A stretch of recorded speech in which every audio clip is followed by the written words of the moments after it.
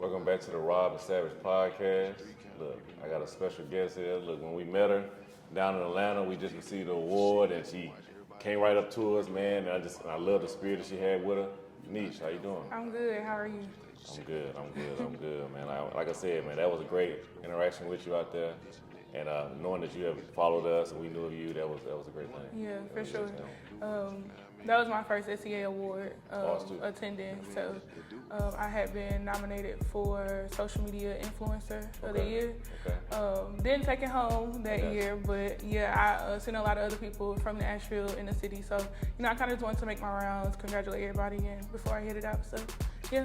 No, we appreciate it. We was already like on a different cloud at the moment. So when you came to us, like that was great. That was great. Well, look, man, we're gonna dive right into this, man. Look. So the word of the day is creativity, and you're big on social media. A lot of people are trying to get in that niche and learn what's the ins and outs of it. Me and Candace have really, through this whole year, have navigated our way through it. We have found success, but there's other things we should be kind of banking on. If you don't mind, tell the audience about yourself first, and then we'll dive in about what makes you you. Okay. So, again, I'm naturally niche, not niche. A lot of people say niche all the time. But yeah, I am from the Music City, from Nashville. I graduated from Tennessee State University with my degree in communications. I kind of already knew what I wanted to do before going to TSU, but I didn't know the name of it at the time. Did you kind of, high school help you out with that too? Do you have any kind of programs that got you there? Okay. So I graduated from Weiss Creek. I went to Pearl. They had more so of the media lanes over there, but by the time I went to Weiss Creek, it was more so nursing and all of that. So when I went to college, that's what I went to college for, was nursing. I wanted to, ultrasound technician. I think that's I wanted to do that at first. But like I said, going to school every day, kind of hearing Tom Joy, coming home, watching 106 in Park, I was just I don't really know the proper term for that, but that's what I want to do. So once TSU lost their accreditation for nursing and I switched over, they said, okay, so that's pretty much journalism, communications, all of that. So switched into that, and I pretty much started with learning, all the ins and outs. So television, news, broadcasting, learned how to do podcasts, editing, all of that. And I started with a YouTube channel back in, what year is that? It's been 4 years. So I want to say 2016 was my first video I posted. Okay. I kind of been all over the place, and it'll kind of make sense by the end of this interview, but I started with YouTube. So doing unboxings, doing album reactions, I really wasn't into interviews at that time. So challenges nasty food combinations. I was doing all that type of YouTube stuff back then. And by the time closer to graduation, that's when I really started to push what I'm doing now, what everybody see me pretty much doing now. So I graduated in 2020, COVID, didn't get to walk or nothing, but it's okay. TSU, y'all still owe me my graduation, but it's fine. Right. So yeah, by then I got hired at this, they kind of did IVs. They did, it was called iConcierge or something like that, where they gave people IVs, and she did other things. I can't really remember fully all of the things she offered, but they pretty much hired me on as their social media marketing person. Did that for a few months.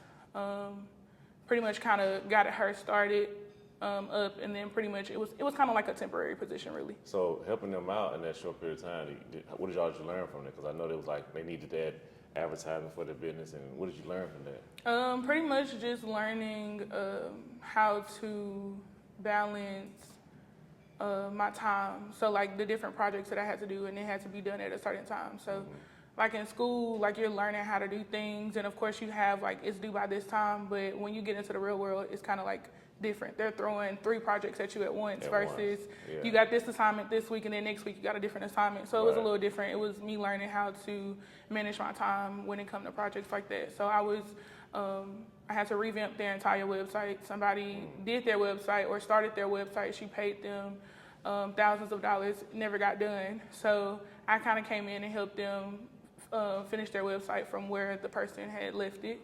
And then from there, it's pretty much when I break into radio.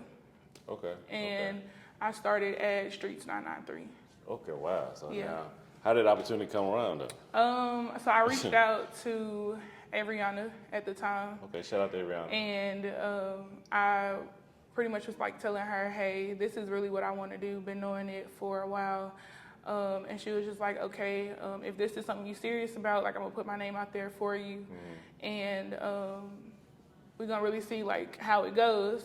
Right. And she brought me in as a mentee at the time. This was back in 2021, so like in February. Okay. Started there. Once the first week kind of went by me like shadowing, she seen like, okay, she's serious. So they started to like put me into that, what you want to call it? Test period. I got you. So I didn't necessarily have a show on that platform. I had to do like a few things in order to get to the show, but I never got to that point. But I was up there every day practicing on the radio, learning how to do drops, learning how to plug in music, learning how to, do promotions. Like that time was where I started learning everything in radio. Because at TSU, it was pretty much like a podcast format. Right. So it wasn't like you only got this amount of time to talk before the next song come in. It was just talk freely. So at that point, that was kind of like where the foundation started. And you've been that confidence too. Yeah, and building like what to say on the radio, what not to say. So yeah, it was a trial period. It was crazy, but that's definitely like where it really started for me. Okay. And like I said, shout out to Ariana, man. It's one thing that when you're in a city where people will lean a helping hand, and not looking at like a competition, because she could easily be like, I don't know, you're gonna probably might take my spot, but she's like, no, I'll help you, I got you, just make sure you're ready. And that's killer. That's killer, For sure. man. So get the radio station, and as you're there, when did you know, like, I'm gonna go ahead and branch off and do my own thing, or how did that even come about? Oh man, that Yeah, everything don't last. Yeah. All the time, long ways, whatever. It was a little situation that transpired to where I am no longer like where it had me transition out of that. Sometimes like you don't understand like why things happen the way it happened, but I'm learning now that I'm getting older, like sometimes God is like trying to push you in different directions. Like it's called like a transitional period. Right. So like whether you want to go in that direction or not, I mean, he gonna make sure like you get on the route that you need to go on. That's true. So in that point, like I said, it was like the foundation building for me. So at the time I didn't have a logo, I didn't have certain things, and so in that area, that's where I was able to cultivate Naturally Niche. My YouTube channel before then was Naturally Niche TV, so that wasn't nothing new. But as far as like my logo, I guess like a tagline and all of that was built there. So when it was time for me to branch off and venture off into my own thing, I already had all of that ready to go. It was just time to push it. So the first thing that I started off doing, aside from that, the ring hadn't came around at that point, but it was pretty much me going to like different showcases, and I was doing interviews with artists and then also offering them their full performance footage. So I'd have somebody like shoot their footage for them. I would edit it, add the effects, make it look all, dope. Would the artists have any kind of input with that too, or it's just all strictly on you? Yeah, it was pretty much just they allowed me to be creative and be who I was. Everybody literally, like every time I sent out a video, they was like, "Oh yeah, this fine, like this hard." So sometimes they be kind of real picky. Yeah, but I didn't really have that during that time, so that was cool too. They let me just rock out, do whatever I wanted, because a lot of them were grateful for just like me like coming up and being like, hey, do you have somebody on your team to record for you? And they were like, nah. So it really wasn't no pushback at that time. So at that time, like I said, I was doing the ring. I did this other showcase. I can't remember the name right now. And it was a few showcases I was doing at the time. That's kind of like how I started to get my name out there, kind of getting around the city and stuff. And at that time, everything was local. So If there was any events in the city, I'm popping up with my camera in my hand, like, what's up? Right.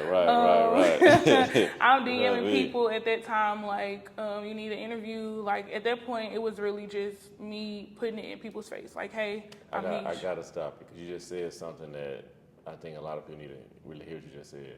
You humbled yourself and started DMing people and like, hey, would you like this and that? I think some people get caught up in the, well, I don't want to seem like I'm being thirsty. No, you got to put yourself out there. And you did that. Because people don't know who you are until you put it in their face. Like, a lot of times people in their head think everybody's supposed to know you. Yeah, and that's not how it is. Like, even though I'm from here and, I've been here all my life, that don't necessarily mean, like, I have to, like, people have to know me. Like, that's just not how that works. Like I said, that was really grind year for me. 2021 was grind year because I'm starting over at this point, essentially.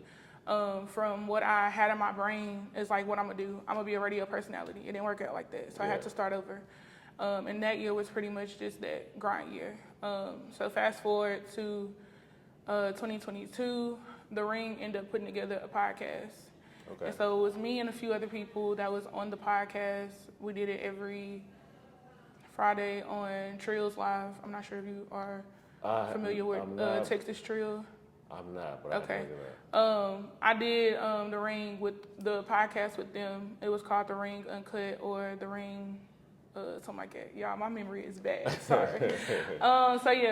We did that for a little bit on live, and again, things always change in this industry. Like nothing is ever gonna just be what it is for a long period of time.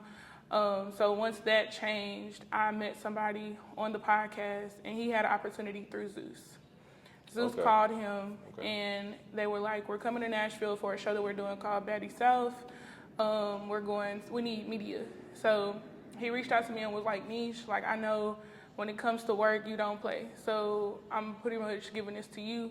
You'll be doing interviews with some of the girls. I'm like, okay, cool. Okay. This was May 4th.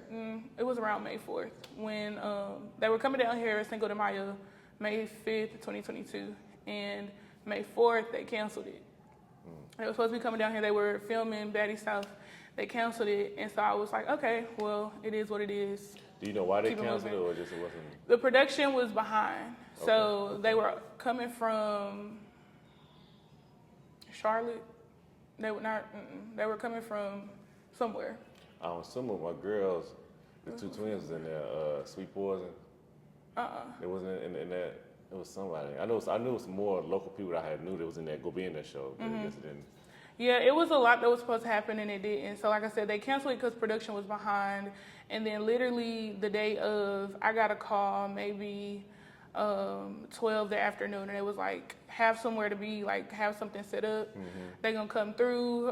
It's gonna be 3 or 4 of them, so just be prepared. So I go hit up one of my photographer friends in Nashville, Super Rama Photography, and he was like, all right, bet, I'll be there, just come through.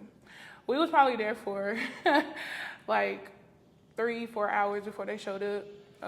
It took forever for them to get there. It's how it goes. Yeah, I'm glad they even showed up. We've been in some situations.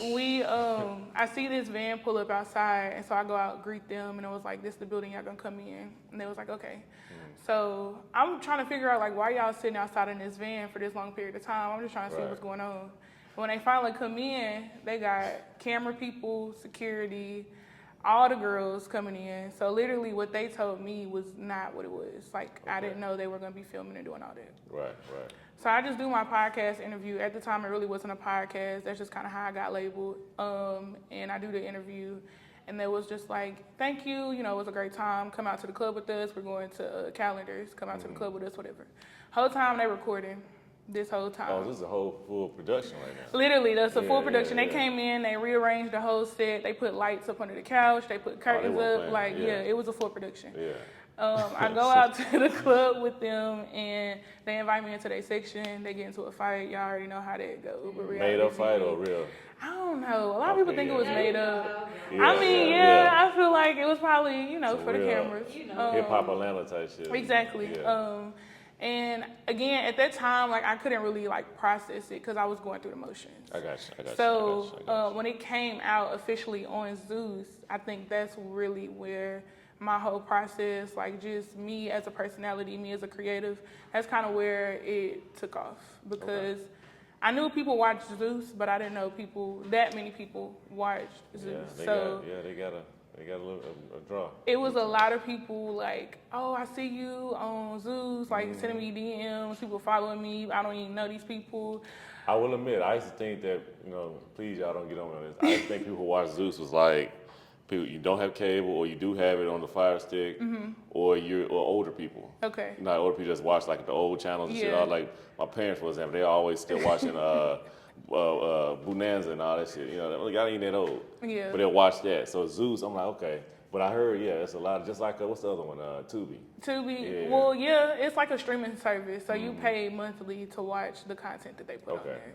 Okay. They did a show with, or collaborated with, like, Ray J. He had a show on there at one point. Who else? Of course, Natalie. What's the name's baby mama got one? Because, we was talking about that on the text not too long ago. Charles, Rick Ross. Yeah, because he going against her right now, so that's crazy. So it's like a lot of celebrities that kind of come through. Krishan, Blueface, like all of them have had a show on this platform. Okay. So like I said, at the time, it's bigger now, of course, but at the time it was really at its peak with Baddie South because it was like a remix of Bad Girls Club. Okay. So when they came out, like I said, everything pretty much just went up from there. Y'all pretty much, if y'all follow me on Instagram, y'all kind of know what kind of unfolded after that, so I'm not going to go through the whole thing, but from there, that's kind of when I started being able to be opened up to a world of like, red carpets, doing press junkets for shows, doing festivals, like all of that. And again, when I started YouTube, I didn't see me being at this point, you know what I'm saying? Because in my mind, I'm just like, I want to be a radio personality. It never went beyond that. So I feel like it has taught me a lesson of like, one, not like limiting yourself and limiting like your process and your journey, because if you do, I mean, you're going to be stuck in one area, like in one sphere of like where you want to be. But if you just let God just like, if you just trust him and just like follow his process and follow the journey, whether you kicking and screaming the whole way or whatever, right. You gonna get to where like he wants you to be, like what he has for you. I always see like this Instagram clip where it's like a girl at this basketball game and she had this little bear in her hand, and then the mascot comes and takes it and then gives her a bigger one. So that's always just like a representation of like, this is what we have, this is what we holding on to, this is what we want, but God always got something bigger for you if you just trust him and go with his plan. So I agree with you fully. Going back about a year and a half ago, I didn't see it being this big like that.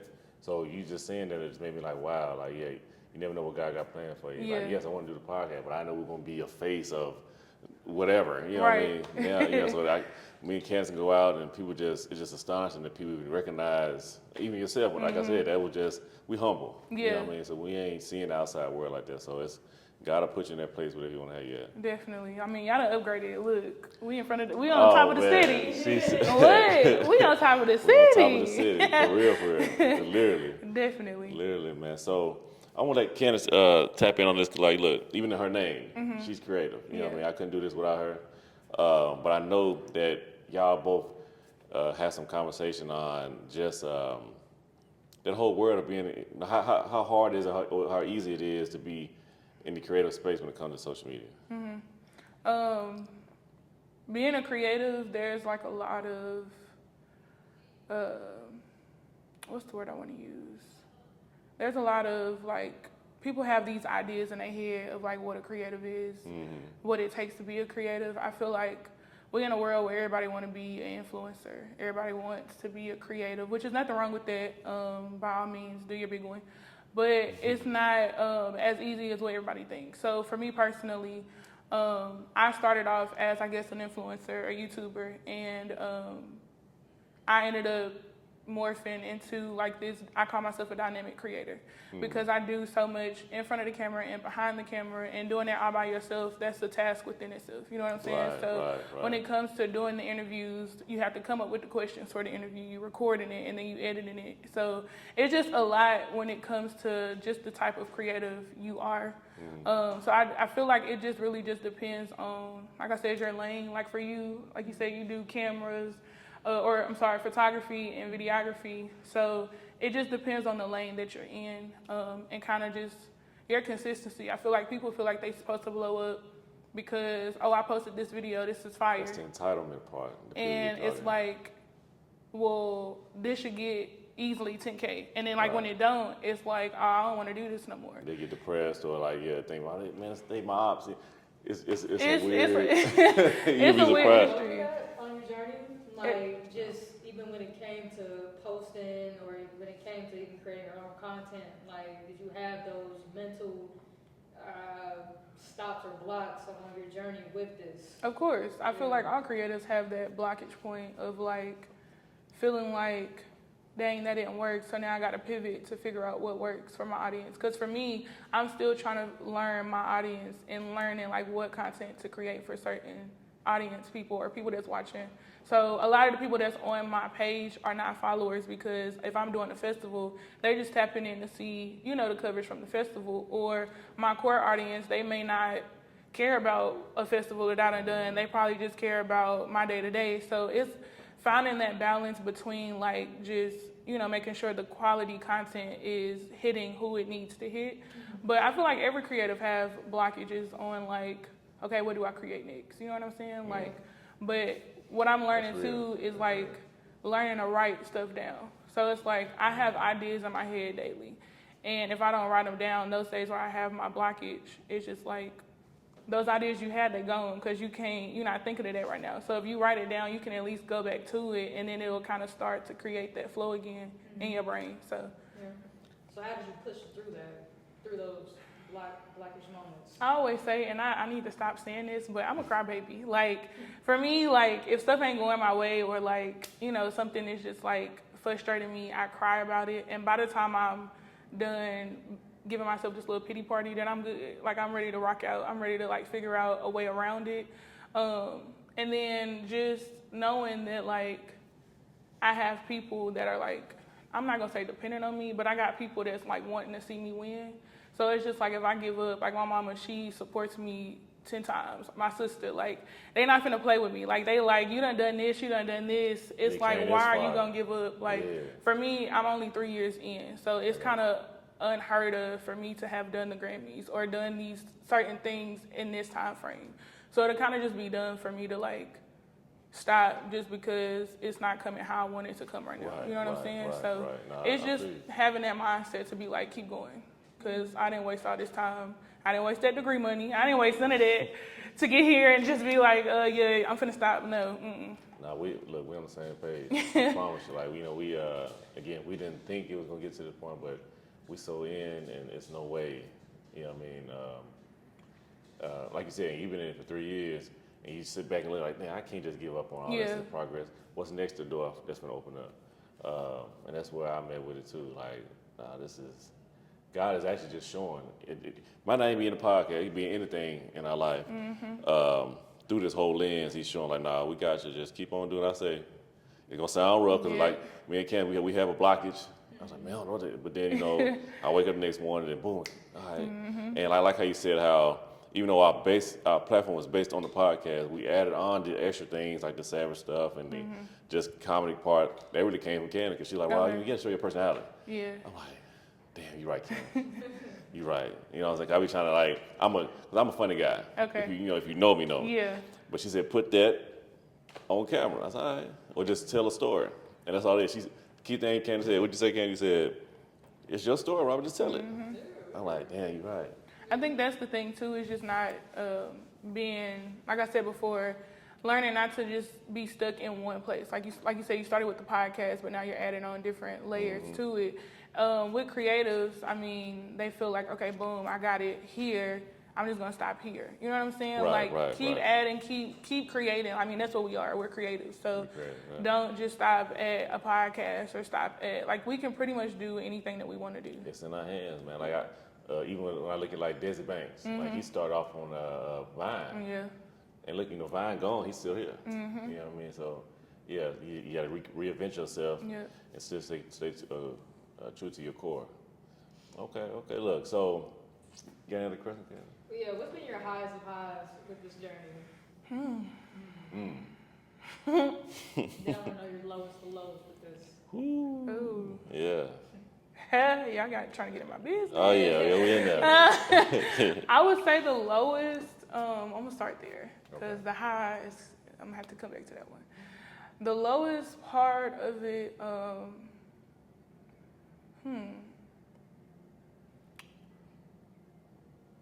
I would say the lowest part, honestly, but it's weird because I feel like my low and my high is the same experience. Does that make sense? Yeah. I feel like my low was Zeus only because at that time, that's when my eyes really opened up to like how people are. So like when you winning, like people always say, "Oh, I want to see you win. I'm rooting for you." But then when you actually winning, it kind of changes up a little bit. You know what I'm saying? So them same people that say, "Yeah, I'm rooting for you," be the same people be like, "Well, why you ain't call me? Why you ain't put me on?" Yeah. I want So you to now, win, but don't leave me though while you winning. like, but it's like at the same time, it's not even on that. You know what I'm saying? Like, it's more so of like I'm trying to grind in. I don't mind sharing opportunities. I don't mind doing that. But at the same time, it's just like I'm the type of person I do for you when you like. You do for me, I do for you. You scratch my back, I scratch your back. But when it's like you just got your hand out all the time, I can't really mess with that. You know what I'm saying? Yeah. So I feel like at that time I started like losing people, losing friends, people that I thought was in my corner, like they were like poof, gone. Because by the time I had my premiere party for Zeus, people showed up, but the people I really thought was gonna be there wasn't there. Man, So it kind of like messed me up a little bit because I was like, dang, I can kind of see now what people are talking about when it comes to this industry that you're gonna lose the people that been there with you for 12 years or all these years that you not really built, you know, a connection in. yeah. Even not even ones that's just with you, just even somebody that you feel like you really care about, you just want them to be just there to support them. And then they not. Man, I know that. So that was rough. You know, that was really a rough time for me. Yeah. But then, like I said, for my high, it was Zeus because that's what really started it all off. You know what I'm saying? For me in this industry and for people to like really just see me. Because a lot of creatives, like they create daily, but they don't get the opportunity to be spotlighted or to be seen. And so for me to be able to be spotlighted on that big platform, it was a high for me because, like I said, it opened up a lot of other doors for me to keep going forward and pushing forward. So it's probably kind of weird, but that's my high and my low. No, it makes sense. Yeah. That's a good breakdown. Yeah. For sure. Well, look, where can the audience find you? Yeah, I mean, I know we've mentioned about it earlier, but I want to know what your next project is you got going on, and also let the audience know where they can find you, they can contact you. Yeah, so naturally niche, naturally_niche is my Instagram. But if y'all see that change, just know like I said, I'm going through another transition. So what's next for me? I've been known as a personality for so long, but again, as a creative, I do so much in front and behind the camera. So I'm starting rebranding into a media company. So Okay. I do have the name for that, Nicheverse Media. So if y'all see that, then just know it's me. Nicheverse Media is pretty much the platform or like the media company that is there to support other creatives. So like I said, I started off at one point being a YouTuber, and I feel like there's so many other people I talk to daily that's like, I don't have time to create content that you create, or I just don't know where to start. So that's pretty much where I want to be able to like help others with their content. Okay. And a then, lot of people hit you up about it. I'm telling you. yeah. So y'all let me know what y'all need. Like I said, I'm rebranding right now, so I'm trying to make sure that it's like I'm very indecisive when it comes to things. So I got to make sure things are perfect. But that's next, and then also I've been sitting on it for a while, for 2 years. I'm doing a series where I am spotlighting creatives as well. So again, I feel like You gotta make sure you put us on that. I feel like I'm the face for creatives now because I done reached a point in my personal journey. I feel like it's now time for me to kind of like step back from that and to start really cultivating my brand so that when people see me, they can kind of, put a face to a name and be like, oh, that's Niche, the person that does this and that. Because right now, some people are still confused. I don't know why, I don't know how, but people are confused as like to what I do. And so I want to make sure that that's no longer a confusion moving forward. After this interview, they're gonna know. Yeah. So the show, I don't have a name for it yet. I do, but I don't. Again, I'm indecisive. So when it comes to picking show names and just names, period, it takes me a minute. But the show is pretty much, instead of like a regular sit-down interview, it's pretty much bringing the audience into that creative's world. So you'll see people like Tez. I'm not sure if you know Painful Genius. He's a tattoo artist. His shop is in Rivergate. So I get a leg piece in that interview. So just to kind of give you an idea of what I mean by bringing that person into the artist or the creative's world. Because I feel like a lot of people have podcasts, a lot of people do that type of thing. So I kind of wanted to do something different. I wanted to pitch it to a network, but I feel like I just want to just put the content out. You know what I'm saying? That's another thing I kind of want to say before we close. If you're a creator, regardless if it's perfect, regardless if it's not, just put the content out, because I have a lot of content that I sat on for years. Like I said, this series I'm talking about, I've sat on this for 2 years now, because I'm feeling like, I could do this. Or you're critiquing it too much. Yeah, or I could do that. And a lot of the times when I put out stuff that I ain't really necessarily just think too hard on, those be the things that do the best. And I just be like, I done spent 2 hours on this one over here, and they didn't really want to watch that one. So what's going on? That happens because you'll take it in, like you thinking about it so much. Yeah. I mean, they're going, so I've done something like in 15 minutes, and it go viral. I'm like, what the hell? But I ain't had no thought. I just put some did together. it. Yeah. So just put out the content. People are watching you regardless, and you know, you never know like how that'll impact somebody. So quit sitting on all of that content y'all got, because I know you got a hard drive full of content. Put it out. Thank you. So yeah, just look out for that. That'll be on my YouTube channel, Naturally Niche. Everything is Naturally Niche on TikTok, Instagram, YouTube. Stay tuned for Niche First Media. Y'all hear that, man? Look, tap in with her. I'm glad she came on the platform. Thank you. You got to put us on yours. We're waiting on that. I'm going to hold you to that, too. Okay. Well, look, man, stay tuned.